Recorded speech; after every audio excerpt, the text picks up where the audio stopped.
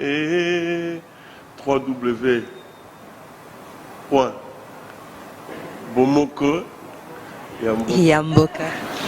www.bomokoyamboka.com.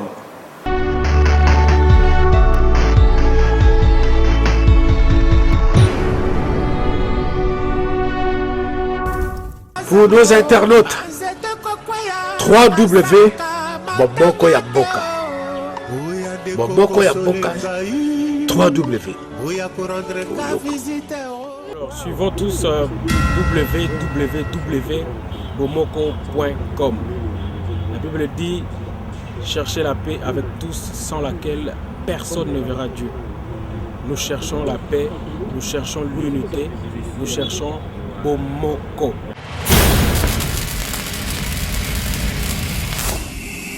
Nous sommes internationaux, nous sommes situés en France, en Belgique, en Suède, à Kinshasa.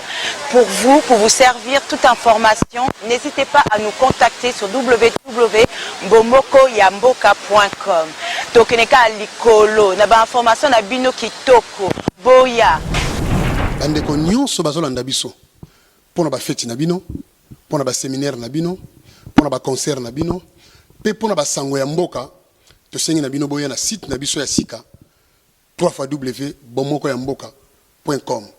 To tombola site na biso po mboka na biso ekende liboso. Eze sika ya malamu oyo tokoko lekisa ba sango mukili bayoka yo ozana lite ya koloba ozana likambo ozana toli ya kopesa ozana milulu na yo salisaki ozana bezo tia yango ete bato so bamona yaka na site na biso ya monene www.bomokoyamboka.com. Bokozala desute. Merci.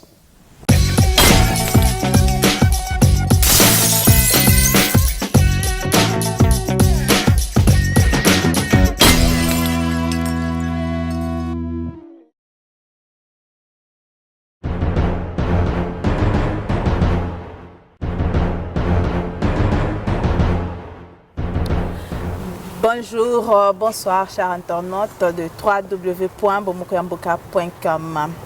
Boy malamu lisusu nakati ya site nabino préféré au Bolingaka. Lelo émission nabiso est un peu spéciale parce qu'aujourd'hui to lobela makamboa art na culture. Voilà pourquoi to sepela qui invité papa nabiso moko to zarane na Stockholm awa akomeka ko lobela biso parce que ye peza moko aza artiste to ye baso ki aza na domaine nini to lobela ne sujet oyo.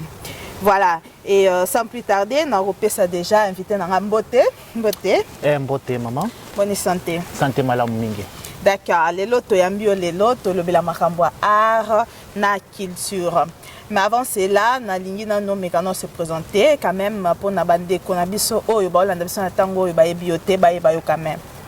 Merci vraiment pour la parole. Ngai kombo na ngai Victor Mukenge. Vraiment nazali artiste peintre. Na tangeliango classe na vandia wana Stockholm na famille na ngai tozali awa na za ko evre awa na Suède na Stockholm. D'accord papa. Lelo to yambi yo nini penze memio lelo na plateau na biso eloko nini olingi vraiment oloba concernant makambuya art na culture. Alors merci mingi pour la parole susu ngai lokola na artiste alors nalingi na promouvoir au Italie art na culture na ngai pe na culture na biso africain awa na Scandinavie pe na Suède yango na présence na ngai zawa mingi bayebinga ba mosusu bayebinga te yango na ye pona na cadre ya bomoko ya mboka na télévision na biso parce que liboso tozaki nango te bomoko ya mboka esangi biso yango na pona kubima pe po bayeba yo yango na okaki ke bomoko ya mboka yango na ye po bato mosusu bayebinga te bazali na posa penza ba découvrir ngai ba mona nga bayeba ngai yango na présence na ngai ezali awa lelo. D'accord, merci. Mais oza artiste na domaine nini? Ou bien sûr nazali artiste na domaine ya o Italie bongo peinture ya art peinture donc ba dessin art graphique donc biso na domaine na biso babengango art plastique tout ce qui est art plastique ils ont englobé art, peinture, sculpture, décoration, céramique, métal battu. Et ça, un domaine un peu belé. Alors, dans le domaine, on a une option, on a une art, peinture, la peinture, quoi. Wana eza professionnel yo to eza oza spécialisé vraiment na nini? Nazali penza spécialisé na art, na peinture. Na peinture. OK, mais ba service nini oza nango à part na peinture, ba service nini okotangela biso oza nango? Wana susu ezali ba option susu bon normalement nga natangi na Beaux-Arts na Académie des Beaux-Arts de Kinshasa, na sisi na Beaux-Arts na za artiste peintre, mais lokola na komia wana Stockholm mais nazope ko evre na ba domaine mususu. À part ya art na sala pe ba misala mususu na tangisaka na pesa ba cours na bana pe ba mikolo. Alors tokolo belango mingi kala mingi te mais to bandika kana art parce que ezali pe oyo na tangeli yango classe oyo na kolobake na za un peu reconnaissant naza mingi reconnaissant parce que ce n'est pas donné à n'importe qui. Aux artistes peintres, aux eza don quoi. D'accord. Mais obi otanyelango, yango pe o continuera otanyelango en Afrique, yango pe continuer en nango ti awa, mais on se retrouvera quand même dans msala toza pe na msala mususu à part na no oyo ya msala no ya ki artiste, oza ma msala mususu oyo quand même au salaka pour nous se retrouver. Ouais, bien sûr, au moins tant on a commis en Suède, on a tangi na Beaux-Arts na Kinshasa, tant on a commis il fallait pas na continuer nango parce que même option toza nango na Académie des Beaux-Arts à Kinshasa, ils a même option même bakuro baza nango awa na Konst Academy.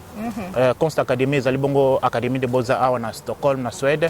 Alors na kokaki pe ko continuer parce que c'est la même chose. Alors pe na monaki pe eza concurrence eza mingi moni bakamba aro eza bango moko ba mindeli ba bandango.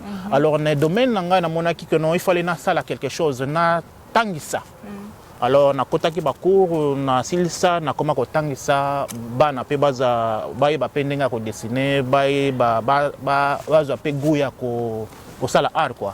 Mais on sala ngo ya art, ya graphique, tu te retrouves quand même. Oui, on se retrouve. Donc ce n'est pas pour rien que naza musala wana grâce à art wana ya longo en Afrique comme sangati awa. Donc grâce à art wana ya de nazo profiter pe na komisa nzambe parce que à partir à art wana za très reconnaissant, c'est un don de Dieu. Oh ba za don de Dieu. Donc c'est inné quoi. Donc za ya makila za te ke boy na boy batinda kanga na bapusa nga bo non. Eza volonté na ngamo ko ezali don oyo nzamba pesa ngai. Ouais. Mais na kati ya ki artiste na yo peintre wana misala nini osala vraiment na kati osala kaka ba peinture to misala nini vraiment na kati ya yo OK, merci beaucoup na domaine ya peinture na sala tout ce qui est peinture. Na sala ba portrait na ko dessiner ndingo zawana na ko ki ko sala ba tableau na biso na sala mingi abstrait mais na ko sala pe ba décoration intérieure ba fresque ba peinture murale. Donc na domaine nyonso itangi art ko tangi peinture na za na kati na sala ka ba exposition na sala ba exposition ebele awa na Suède pe na Scandinavie pe na ba pays mususu na Afrique. Alors nazali penza ko evre na kati ya musala na biso ya art. Mais oso sala déjà na bato ebele musala wana osala déjà na banda kwa bato ya quand même des gens au baye déjà que ça musala wana. Oui mingi o ba komandango baza malheureusement ba mindele mais nazali ko remercier congolais moko asa komanda awa na Suède na Stockholm yango nazo profiter pe na pesa imbote Bams JP mbote na yango wana ye akomanda na chambre mwana na ye aza na une fillette na décora chambre mobimba vraiment eza congolais moko ye muto vraiment amona ayebi valeur ya awarana yango nazo ko profiter pe ko lancer message banda kaka congolais moko muto asala commande Congo mais ba congolais mususu ba commanda mususu ba tableau et loko mususu na ko profiter na loba soki niti boke na ambassade na biso ya RDC tableau nanga oyo nazo pesa chargé d'affaires et mboti mingi mutasoba tableau na eza na ambassade na biso donc représenta Congo na ba manifestation belé.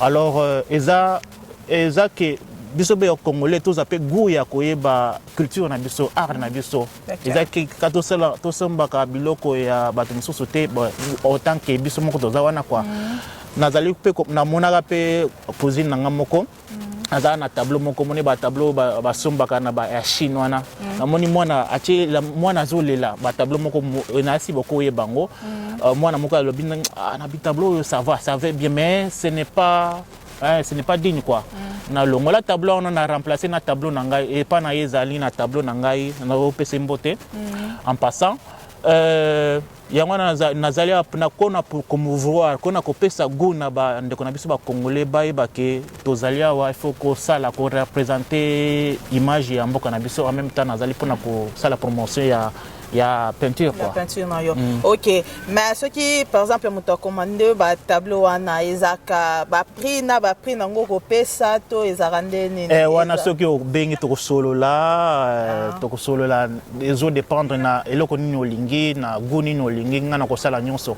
Bon d'après par exemplaire ya ba tableau net motoyer à CPD peut-être au ça des tableaux boyé au ça yango zana ba exemplaire na. Oui to zana ba exemplaire to sala exposition kalaming pe ba exposition aussi au sala maka mosusu pe soki olingi oyo moko za na image na yo olingi eloko na yo olingi image na yo olingi n'importe quoi ngana kosala elo. D'accord.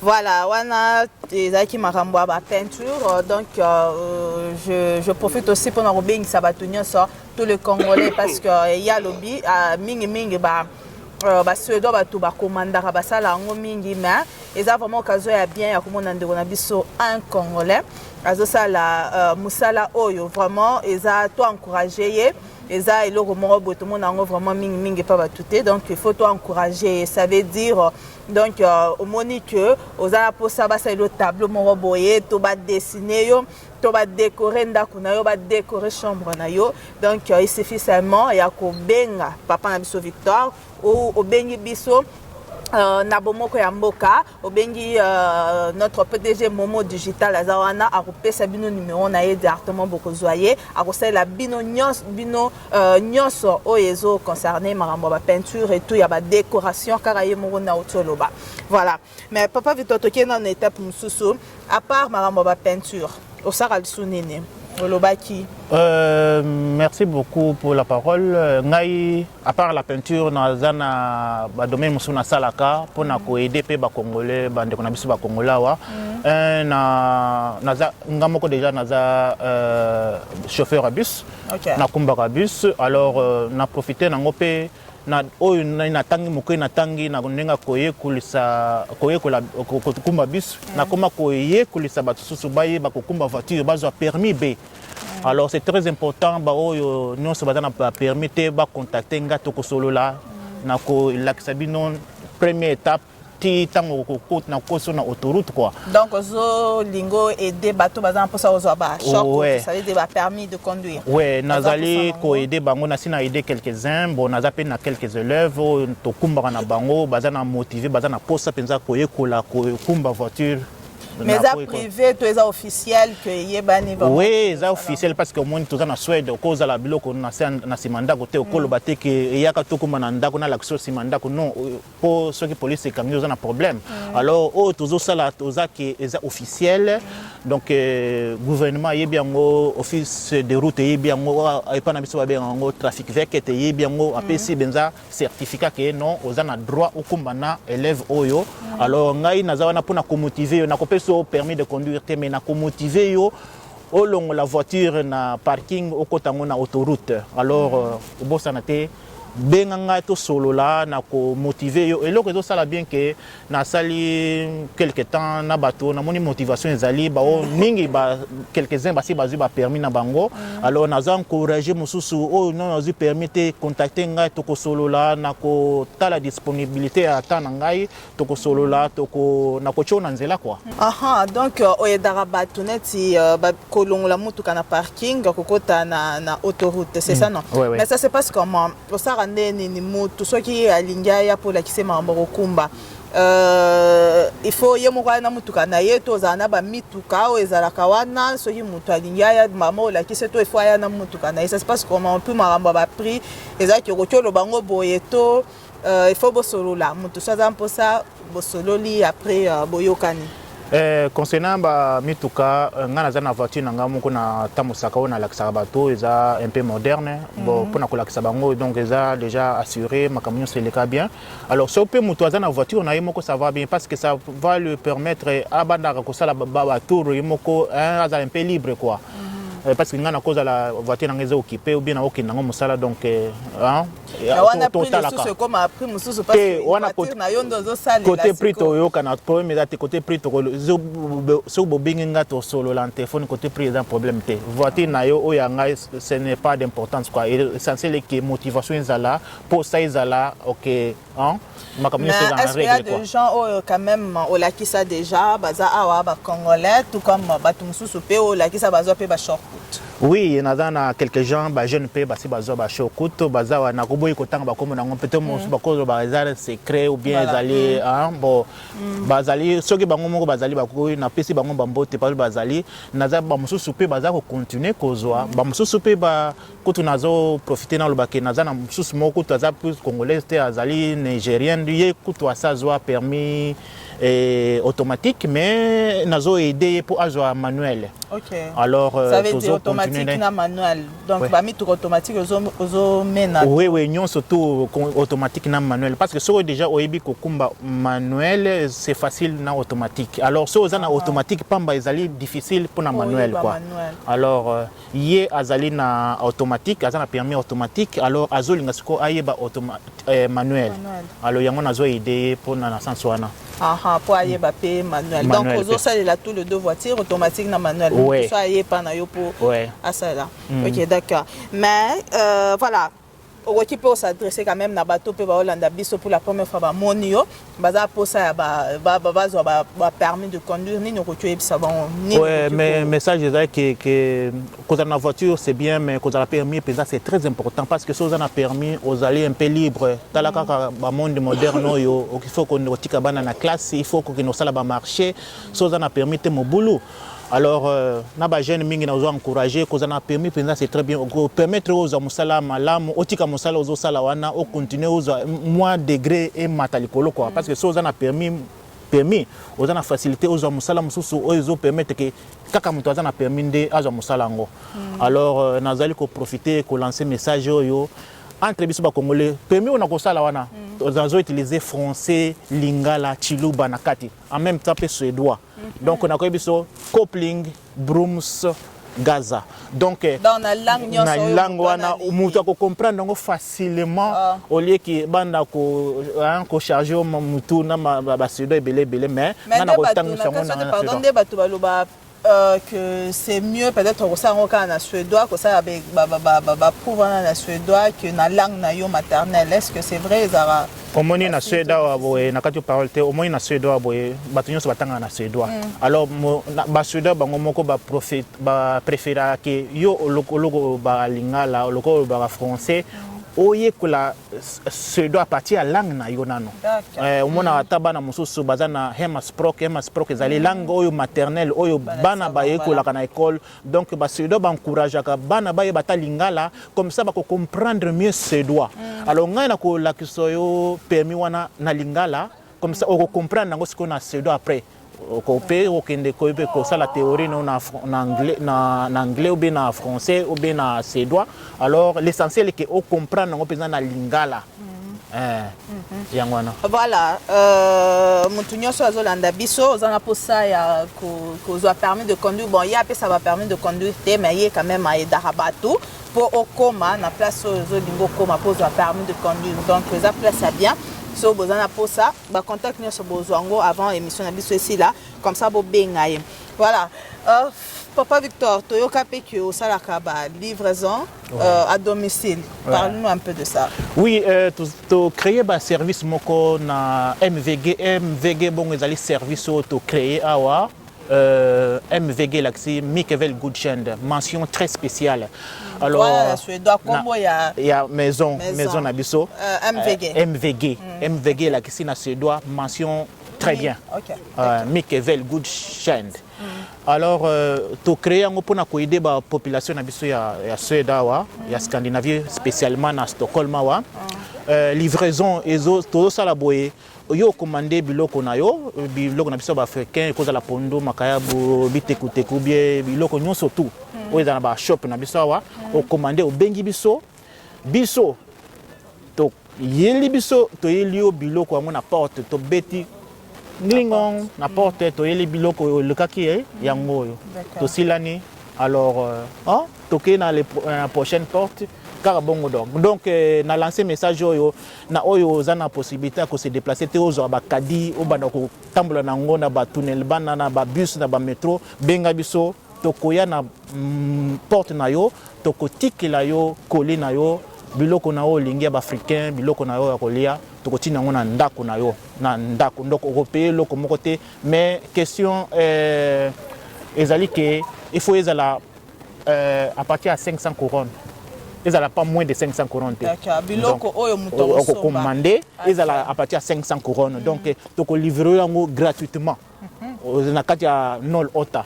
On a 08 na biso wana Stockholm to livrer gratuitement na ndako. Ah bon, OK. Pour to monique ba congolais mingi bazo nyokomate moyena me mabiloko ezate moyena me nazana bana moyen transport ezate alors biso to mi pesi service wana pour na ko aider bino. Donc, vous avez un shop nabino oyo bato akoki somba biloko to ezokipe te na shop nyonso ezokipe te yo commandé kaka yo ebika te yo benga biso kaka lobino vraiment toza na poste tel na shop tel boke ezongo place boye bo apesi pe adresse boye kozongo te biso tokozwa bango ba ya kozwa te biso tokosomba toye ko livrer lo donc ba pesi bino pembongo bino bokende osomba donc ba komi biloko nyonso yo za posa nango okomi o commander dolingi biloko boye abiso toye yango ti na porte na wa ndako to tikeli yo. OK. Donc biloko nyonso ya biso ba africain les awapi donc spécial biloko na biso africain. Ah ka ya biso ba africain spécial. OK. Mais bon, ça là, gratuit. Qu'est-ce que vous gagnez en retour? Oh, tozo sala bo za pona ko aider. Za mingi pona ko aider ba ndeko na biso tozo gagner na ndenge ya wana iza problème na oti problème no zeke o commando za biloko na kolia. Esili. Esili. Donc on a futa mo. Te o futa transport, te o futa SL coûte, te o futa ninte. Yo o futa kaka biloko liwa na commando wana biso to memeli wango na ndako na yo. Voilà, vraiment. Mais alors, il faut commander un good tid. OK. Un bon temps. Donc, il faut qu'on boucle tid. Il faut qu'on réserve temps au bouquet. On a une semaine telle ou bien quelle terre.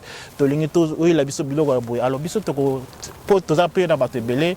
Alors, ce que au ligne auxaka bilo le ils a bien. Il faut commander, il faut benga biso. Il faut réserver place. Ouais.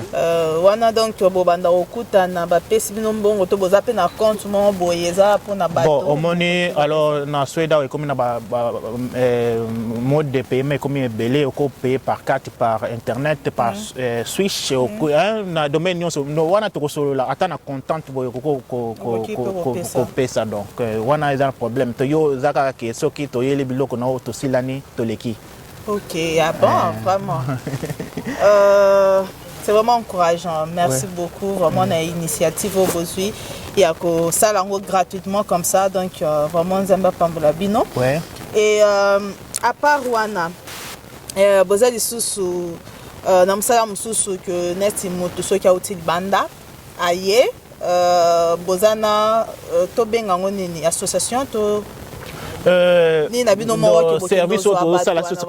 toujours dans le cadre de MVG Mikevel Gulshend, mention très spéciale. Service nabiso ezali ke tozali ko oyena bato na yo yembi bapaya ba kiti na aéroport. Alors biso toko yamba bango à partir de l'aéroport to commis to tiki bango na ndako. Et ça demande quoi? Eza ndenge moko kande bosa ba livraison. Ndenge to sa ka ba livraison to zui batu na aéroport ekoza na Arlanda ou bien na Skavsta ou bien na ni shopping aéroport ni shopping to zui bango kuna to tiki bango na ndako ou bien to zui bango na ndako to tiki bango na aéroport. Alors eza service moko to ouvrir na MVG. Alors ezali service moko to fongola ngo siko na Stockholm wa. Alors pona ko ini bato pona ko informer pe bato baye baba se tracasser ba banda ko luka oh why nani nolo ota ezapi nol shigo taxi nol shigo et coûter cher alors yo soko déjà au bengi au moins prix moko réduit ming il faut soko bengi avant il faut au bengi avant il faut qu'on prépare il faut qu'on planifie moni to na mboka poto tout est planifié exactement brusquement boto te faut ko planifier quoi donc ça les sao nazo lancer message mususu na bao bazo par exemple Finlande Norvège bazali ko ya ko sala ba document na bango na ambassade ba benga biso to yamba bango à partir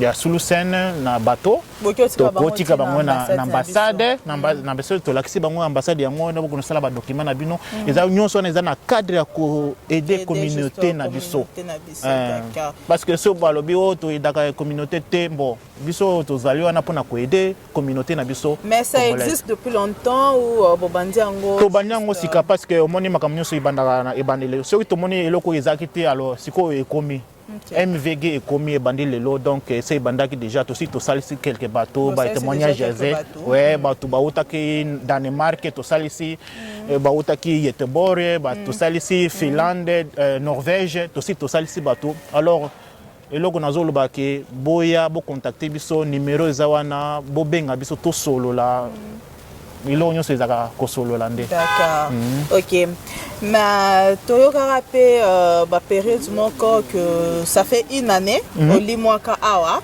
batu babi okimi olimwe okei okenda Canada après to mona yo après une année ozongi disusu eza pona nini et puis kuna esimbi disusu te ozongi awa to nini. Merci beaucoup Ramotuna, c'est très important. Alors na koloba boye Suède est un pays où il y a Yambanga,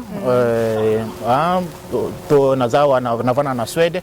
Canada est allé pe mboka local mboka nyonso nazana tante nanga vana kuna cousine nanga vana kuna.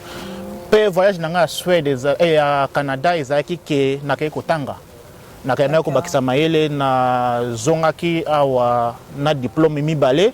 Moko ya kotangisa bana mususu ya agent de sécurité kotangisa bana na ba école kotangisa bana na cadre ya kotangisa bana na cadre ya domaine na ngai donc nazala autonome kwa na sala makamu na ndenge na ngai nazala ngamoko ko encadrer bana sans que nazo soutien mutu mususu OK ouais alors yango wana na kenai Canada na tangi na zui na yena des diplômes na tangi na IGS Academy Academy on ezali agence moko ya ba israélien eza na Canada na tangi kuna na diplôme na ngondo na zabo nazali agent de sécurité ndengo za na pe vraiment ndengo zabo za déjà sécurisé ndengo za wana pe ndengo za na ko kango pe photo na kango photo ko na check na Facebook na yo deux ans bokaninga déjà oui na kango photo donc on a pe na Facebook na yo ya solo ouais c'est ça bokaninga à partir de l'internet na kango à partir de l'internet bo na kango photo mbe moko na tuni na Facebook parce na za agent de sécurité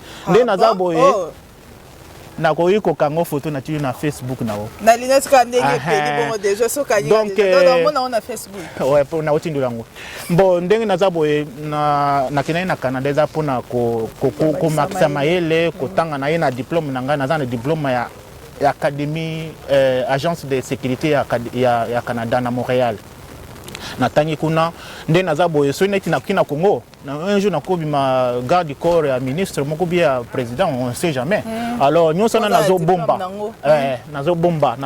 nazo banto to na mboko il faut koloka ko bakisa mayele quoi soko to bengo na nyango nde ba benga na suédois mong sis la ya mong sis la rezaneti polyvalent quoi donc oza multi-misala misala nyonso oza agent de sécurité oza kolivre biloko nyonso wana eleki ebele te ebele omoni toye na poto aso fo sala koluka omoni côté moko ezosimba il faut fungola pe porte en même temps il faut koloba ke il faut kofungola pe ba porte na bato mosusu par exemple kolakisa bato kokumba na eza pe kofungola porte ya bato mosusu na kobakisa eloko mosusu ke pour le moment tozoluka pe des chauffeurs bana okumba bato bana classe batika bango na sim school na école de natation tozoluka des chauffeurs donc oyo za na permis B na yo moi si na mobali po mezo te ya ka to solo la total ba plan de temps na yo musala moko ezali wana ya rapide to ndoko ya moi extra yob quoi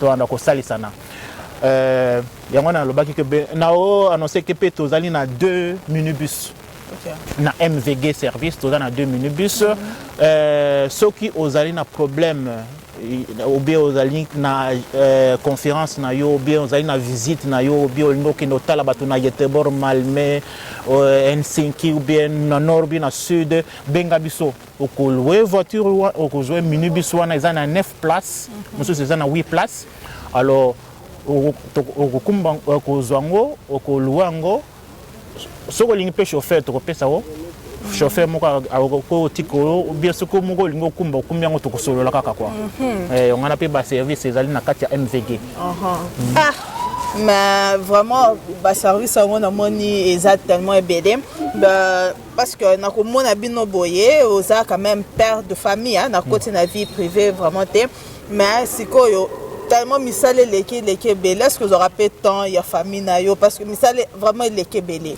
c'est trop ça eleki vraiment ebele est-ce que ozora mpe mwa temps ya oba na famille parce que na poto akutu so oza kutu na misalaka mibale nanu ekoma nano ebele oza même pas na temps ya ndako yo sikoyo oza soki 10 mobimba est-ce que vous avez peu de temps et on va appeler la famille parce que c'est combien belé trop. Oui, alors que nous avons une organisation, une planification. Ce que vous avez organisé, ce que vous avez planifié, vous avez un schéma, vous avez travaillé de quelle heure, vous avez une classe terne, en plus de ça, oui, vous avez une vie, surtout il faut planification.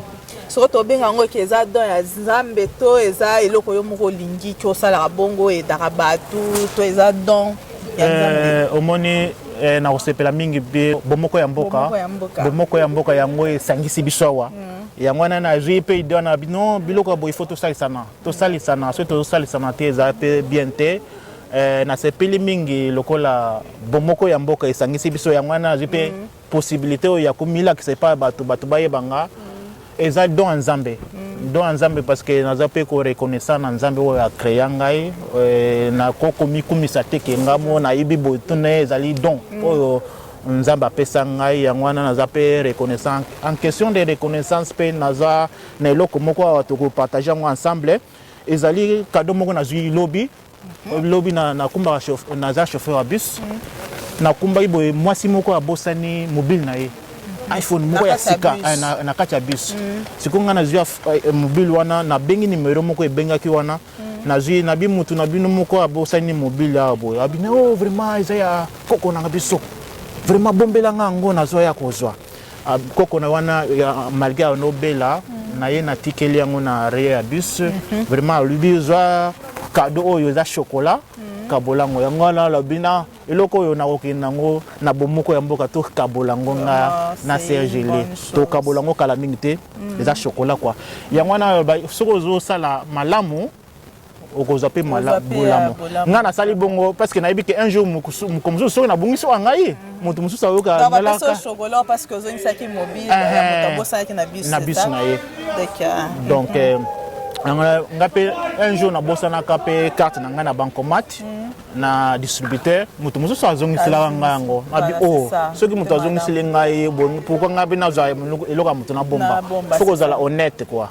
voilà je crois que chocolat tolé biso ngo kalaté mais na lingi na no ebisa biso mo ba projet d'avenir il y a maison MVG ebisa biso eloko nini bozo préparer na mikolo koya na maison na biso MVG na activité s'il vous plaît na activité ni bozo préparer na avant tout kota na ba projet d'avenir ba activité ni bozo préparer bon na ba activité culturelle tozo préparer les 4 na les 5 octobre tozala bongo na Diesel Vexta na Sikla na Naka tozali bongo wana pour na journée moko culturelle africain donc ils ont réunir ba artistes belé ils ont réunir ba acteur belé tozala wana ngana kozala wana pona kosala animation pona bana na betaka masapo pona bana na suédois nazola kisaba ngo ba activité ba peinture tout tozala na nazo lancer appel na biso ba congolais ba maman botinda bana na bino baya le jour wana les 4 na batu nyonso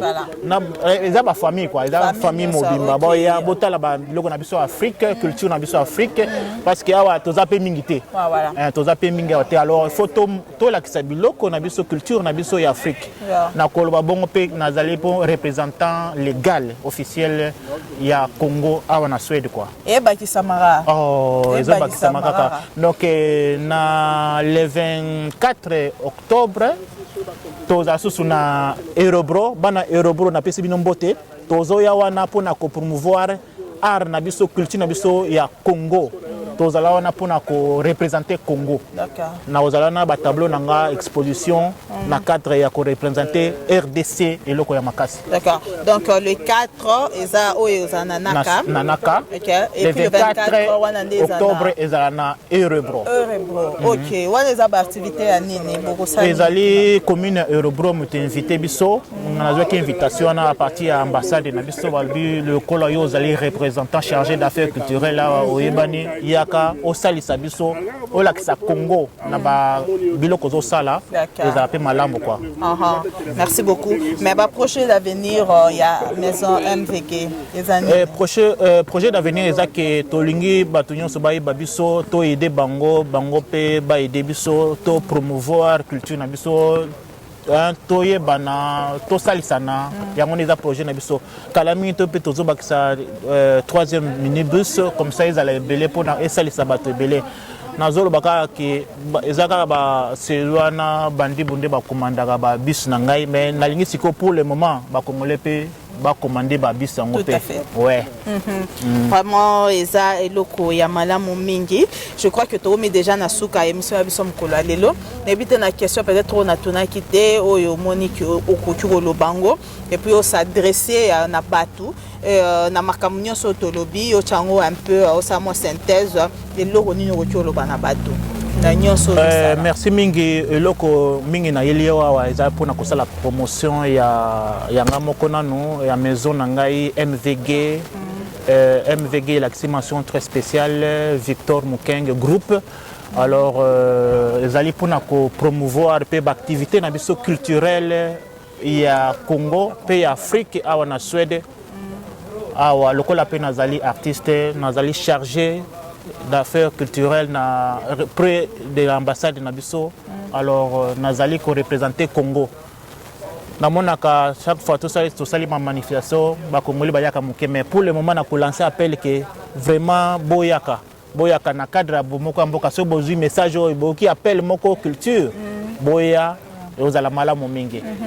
Merci beaucoup Papa Victor. Nzamba pambola yo vraiment tokomi na suka émission na biso mkolo lelo. Boyoki nyonso Papa Victor autoloba vraiment misala azanango tellement belé et puis azam thème vraiment munene ya ko aider ba Congolais vraiment et o est touché nga lisusu beaucoup plus parce que mnenga lobby olé amona rabiso ba Congolais na ba kadi et tout pour na ko sala bacha. Donc service moko ezawana il suffit seulement ya kobenga bango bo commander biloko mais à partir de 500 courants komata bango ba okende na shop n'importe quel shop ba kokende ba sombi biloko ba kei ya africain plutôt voilà na ba maison africaine place de somba ba biloko na biso spécial quand même ba ndunda ba biloko na biso donc bango ba kozwa bo commander car bango ba su ba ko memela bino ti na ndako et c'est gratuit vraiment ezelo kwa malamu mingi ezelo kwa malamu nzambe vraiment apambola bango bakende toujours liboso na initiative bazui ya kosalisa ba Congolais et puis kosalisa bato pe baza mposa ozwa ba champ lobi donc moyen boza posa ba tableau a dessiner mobimba ndoza wana Papa Victor azali a osalango sans problème. Papa Victor toromina suka ma numéro de contact ou email pour na batu nyonso baza na posa ko benga yo pour na ko voilà, c'est un service. Oh, alors, bah, nous sommes à Stockholm, Tobani na 073 700 7792. Na bandele le sous 073 700 7792. Un email nangezali art avec s @live.se. Donc tu bandele sous Art, Je crois papa Momo peut utiliser la biso na écran mais au voiture répéter. Ezali ARTS arrobase live.se. D'accord. Wana Merci email beaucoup. Wana email na yo. Donc, so ba bengi un numéro directement ba reçoit papa Ouais, Victor comme na numéro wana. Voilà. Toromi Nasuka, est-ce que vous avez un mot de la fin pour tout clôturer l'émission na biso? Mbote nanga na ba onyo so ba ibinga na ba onyo so ba ingate alors na nga wabino toza wana pona kosalisa tosalisana na cadre ya bomoko ya mboka parce que bomoko ya mboka ezali porte moko ouverte pona kosalisana tozala bomoko. Voilà. Bomoko ya mboka. Voilà. Toromi Nasuka, merci beaucoup Nanzambe nanu pour l'opportunité oyo ne tosangani delo vraiment tokumisie et puis merci beaucoup na PDG Nabiso Momo Digital la Bomoko Mboka toujours likolo. Et sans oublier notre frère Vegas et sans oublier Maman Pauline, tous les enfants, Bo, Pia, Momo, tout le monde. Et puis sans oublier Batunios, ils vont soutenir Bomoko Yamboka. La Seigneur Sobozali, vraiment Zambia Pambola Bino. Je crois vraiment Tokeli Bosso et Nzamba Orsay Labiso Maramba Minene. Sponsor, toi pour Sabino, partenaire toi pour Sabino, Bassani Nzamba toi pour Sabino pour la prière. Vraiment, votre prière pour que toi qui es toujours les Bosso, vraiment ça serait une bonne chose. Toromi Nasuka, Nzambe Azanabino, Pambola Bino, place Nyoso Bozali. Au revoir. Bye.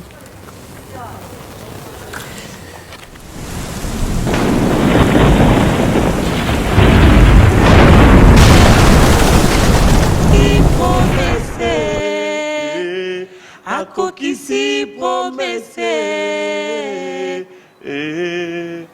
www.bomoko Yamboka. www.bomoko Yamboka.com.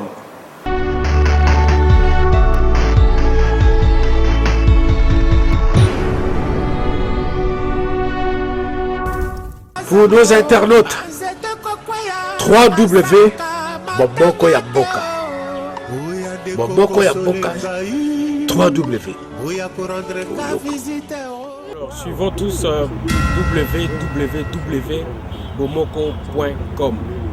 La Bible dit cherchez la paix avec tous sans laquelle personne ne verra Dieu. Nous cherchons la paix, nous cherchons l'unité, nous cherchons Bomoko.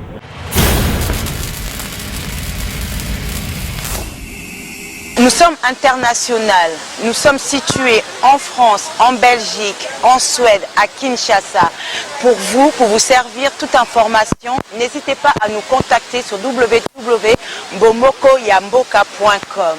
Tokeneka likolo, na ba information na bino kitoko. Boya. Bandeko nyonso bazolanda biso. Pona ba fête na bino, pona ba séminaire na bino, pona ba concert na bino, pe pona ba sango ya mboka. Tosengi na bino boya na site na biso ya sika www.bomokoyamboka.com.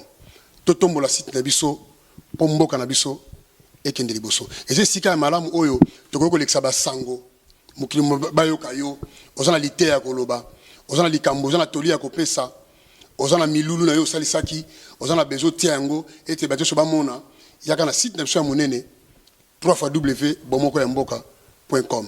Bokozala dessus te. Merci.